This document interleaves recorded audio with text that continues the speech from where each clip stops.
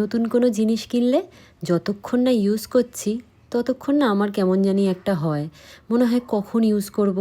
তোমাদের ওরকম হয় গো? আমাকে জানিও তো, তাহলে আমি বুঝবো পৃথিবীতে আমি একা এরম নই। কারণ আমার বোন বছরের পর বছর জিনিস জমিয়ে রেখে দেয়, জানো, ইউজই করে না। এই যে চালের কৌটোটা দেখলে, এটা আমার শাশুড়ি মায়ের দিদি শাশুড়ির, মানে বুঝতে পারছো কত পুরনো। শাশুড়ি মা সেদিন গল্প করছিলেন নিজেদের আলাদা আলাদা সংসার গুছিয়ে দেশের বাড়ির যৌথ পরিবার থেকে যখন একে একে সব চলে যাচ্ছিল, তখন নাকি এই চালের মাপার কৌটোটা ফেলে গেছিল। উনি সেটা কুড়িয়ে নিয়েছিলেন। আসলে চাল মাপার কৌটো তো লক্ষ্মী, তাই উনি সেটা নিয়ে এসেছিলেন নিজের বাড়িতে। আর এখনও আমাদের বাড়িতে এই কৌটোটা দিয়েই চাল মাপা হয়।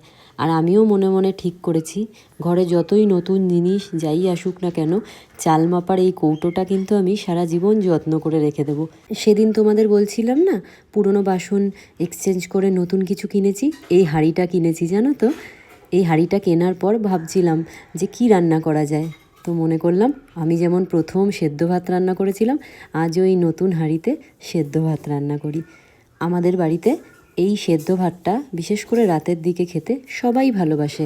রোদ্দুর, আমার বর, আমার শাশুড়ি এবং আমরা খুব ভালোবাসি এই খাবারটা খেতে এবং খুব তৃপ্তি সহকারে খাই।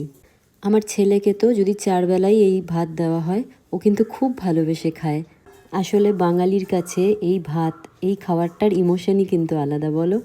যতই মাছ মাংস রান্না হোক না কেন, কিন্তু এই ধোয়া ওঠা গরম গরম ভাতের সাথে ঘি, কাঁচা লঙ্কা আর ডিম সেদ্ধ। আমি যদিও সেদিন ডিমের পোচ বানিয়েছিলাম। তোমরা ভালো থেকো, ভালো রেখো।